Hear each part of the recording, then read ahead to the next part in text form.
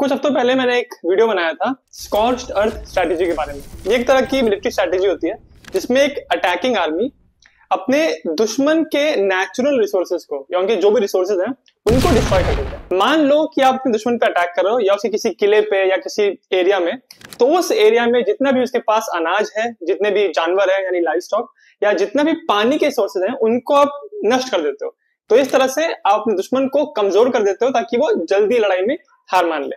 तो इसके ऊपर मैंने वीडियो बनाया था और ये वीडियो मेरे एक दोस्त ने देखा जिसको हिस्ट्री में खास इंटरेस्ट नहीं है। तो जब उसने इसके बारे में देखा तो उसने मेरे से एक बहुत ही मासूम सवाल किया। उसने मेरे से पूछा कि तूने इस वीडियो में कहा है कि पानी के सोर्सेस को डिस्ट्रॉय कर देते हैं, अब पानी के सोर्स को कैसे डिस्ट्रॉय करोगे आप? उसने मेरे से ये पूछा कि क्या ऐसा होता है कि कोई एक या दो सोल्जर रहते हैं, उनके पास एक बाल्टी रहेगी, उसमें जहर भरा रहता है और वो ऐसे नदी में गिराते रहते हैं, क्या इस तरह से वाटर सप्लाई को पॉइजन किया जाता है?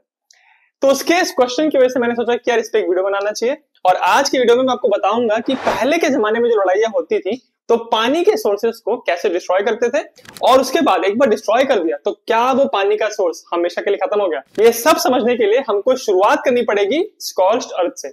मैंने इससे पहले ही कहा कि मैंने इस पे वीडियो बनाया है, लिंक मैं डिस्क्रिप्शन में डाल दूंगा, तो उसमें आप डिटेल में देख लेना। बट शॉर्ट में बताऊं तो आपको अपने दुश्मन को जल्दी हराने के लिए उसके रिसोर्सेज को तबाह करना है। सबसे पहले बात करते हैं अनाज की। अनाज को, खड़ी फसल को जलाना बहुत ही आसान होता है और इनफैक्ट स्कॉर्च्ड अर्थ जो नाम पड़ा है स्ट्रैटेजी का, वो पड़ा ही यहीं से है कि पहले के जमाने में जब लोग बड़े बड़े मैदानों को जला देते थे, उसमें जो फसलें होती थी वो नष्ट हो जाती थी, इस वजह से स्कॉर्च होती थी धरती, तो वहां से नाम पड़ा है स्कॉर्च्ड अर्थ।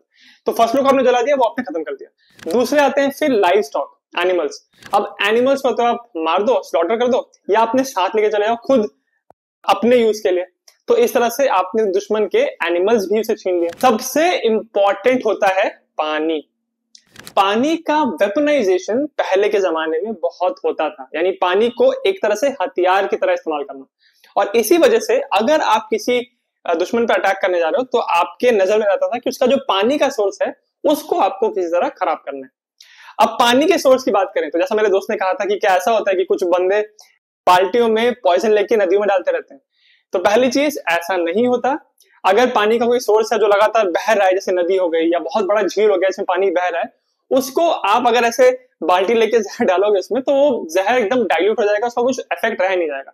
तो जो बहते पानी के सोर्स होते हैं उनको आप इस तरह से डिस्ट्रॉय नहीं करते हो। और पहले की जो रेडिंग आर्मीज भी होती थी, अटैकिंग आर्मीज, वो भी इन सोर्सेस को जनरली टच नहीं करती थी। दूसरा पानी का महत्वपूर्ण सोर्स था तालाब, और खासकर ऐसे तालाब जो बहुत बड़े नहीं है। हाँ, इन तालाबों को पॉइजन करना रिलेटिवली आसान था। इसमें आप वो कर सकते हो कि आपने कुछ प्लांट्स लिए जिनमें जो जहरीले प्लांट्स होते हैं उनका निचोड़ के, उनको जो चूरन बना के, उनका कुछ पेस्ट बना के आपने पानी में डाल दिया और उन तालाब में डाल दिया, तो हाँ, उस पानी को आप टेम्परेरी खराब कर सकते हो, पॉइजन कर सकते हो। दूसरी तरफ आप अपने भी कुछ केमिकल्स बना सकते हो जो बनाते थे लोग पहले के टाइम में, और उन्हीं केमिकल्स को वो लोग डालते थे। तो जो छोटे तालाब होते थे, बिल्कुल ये होता था कि वो पॉइजन हो जाते थे।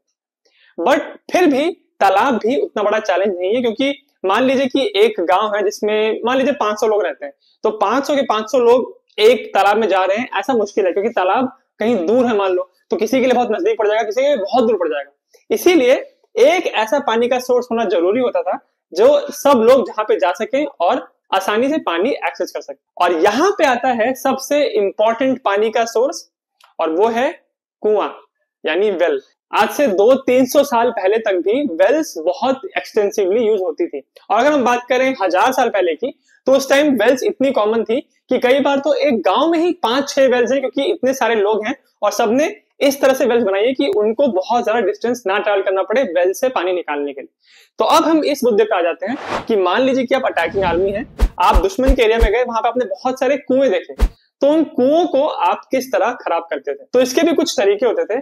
एक तरीका ये था कि आप उस कुएं के पास जाएं और उस कुएं के अंदर कुछ ऐसे पौधे, कुछ पौधों का पेस्ट डाल दें जो पौधे पॉइजनस हैं, तो हाँ, आप उस कुएं के जो पानी है उसको आप खराब कर दोगे। दूसरा तरीका था जो पौधे वाले तरीके से ज्यादा आसान था, वो ये था कि आसपास कोई जानवर मिला, उसको मार दिया आपने और उस जानवर की बॉडी को आपने उस कुएं में डाल दिया।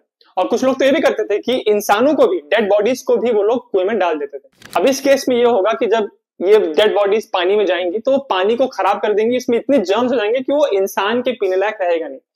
ये भी एक तरीका था कुओं को खराब करने का, उनको पॉइजन करने का। और अगर आपने ठान ही लिया है कि इस कुएं को मुझे कंप्लीटली बर्बाद कर देना है कि कभी इसको कोई टच भी ना कर पाए, तो फिर कुछ लोग ये भी करते थे कि कुएं में आपने बहुत सारा मलबा, बहुत सारा पत्थर भर के उसको एकदम ऊपर तक कुएं को भर दिया ताकि इस कुएं को कभी कोई टच ही ना करे। तो इस तरह से एक्चुअली कुओं को पॉइजन करके आप अपने दुश्मन को परेशान करते थे, उनकी वाटर सप्लाई को खत्म करते थे। तो ये सबसे ज्यादा कॉमन तरीका था। अब हम इसके दूसरे पहलू पे आते हैं। मान लीजिए कि कोई ऐसा कुआं है जिसमें डेड बॉडीज पड़ गई हैं, उसके पानी को खराब कर दिया गया, तो क्या अब ऐसा है कि वो पानी अब हमेशा के लिए खराब हो गया? क्या उस कुएं को कभी और इस्तेमाल नहीं किया जाएगा? इस सवाल का आंसर बहुत सरप्राइजिंग है। अगर पानी में ऐसे डेड बॉडीज डाल भी दी, फिर भी उस पानी को इस्तेमाल किया जा सकता था। तो इसके लिए क्या करते थे कि जो डेड बॉडी पड़ी है या फिर जो भी इसमें कचरा पड़ा है, इंसान का वेस्ट पड़ा है, पहले वो जो सोर्स ऑफ कंटामिनेशन है, जो इस पूरे पानी को खराब कर रहा है, पहले आपको उसको निकालना है। तो उसके लिए लोग कुछ आदमी अंदर उतारते थे और उसको वो लोग हटाते थे। उसके बाद कुएं को खाली करते थे और फिर धीरे धीरे जब कुआं भरता था तो अब जो पानी आता था कुएं में वो मोर और लेस सेफ होता था पीने के लिए। तो इंटरेस्टिंगली, अगर आपके दुश्मन ने आपके कुएं में ऐसे डेड बॉडीज डाल दी हैं, फिर वो आगे बढ़ गया है, तो उसने एक तरह से काम पूरा नहीं किया, क्योंकि एक बार आपने डेड बॉडीज निकाल दी, उसको साफ कर दिया, वापस उसमें पानी भरा, तो पानी सेफ होगा, तो उस कुएं को आप एक्चुअली बाद में यूज कर सकते हो।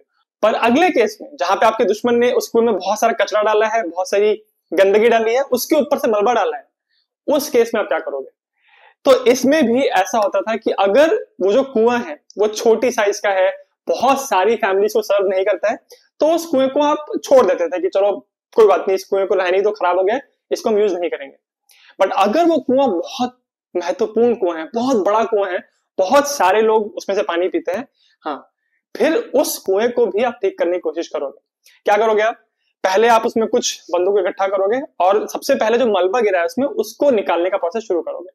उसके बाद जब पूरा आपने मलबा साफ कर दिया, तो नीचे जो कचरा है, मान लीजिए जिसमें डेड बॉडीज है, सब कुछ सड़ गया उसके अंदर, तो वो जो चीजें हैं उसको आप निकालोगे।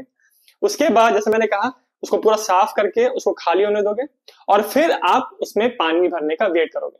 अब पानी कुएं में कैसे भरेगा? वो ग्राउंड वाटर से पानी भरता है, जो जमीन का पानी होता है वही इस कुएं को भरता है। उसके साथ साथ कुआं किस स्पीड से भर रहा है वो इस पे भी निर्भर करता है कि वहां का क्लाइमेट कैसा है, क्या वहां बहुत गर्मी होती है, ठंडी होती है, या फिर वहां पे बारिश कितनी होती है, वहां की सॉइल की कंडीशन कैसी है। ये सारे फैक्टर मिल के तय करते थे कि एक कुआं कितनी देर में वापस भरेगा। तो कुल मिला के सारी बात यह है कि अगर आपके दुश्मन ने आपके एक बहुत महत्वपूर्ण, बहुत बड़े कुएं को इस तरह से खराब किया है, तो उसको आप ठीक करने की कोशिश करते थे।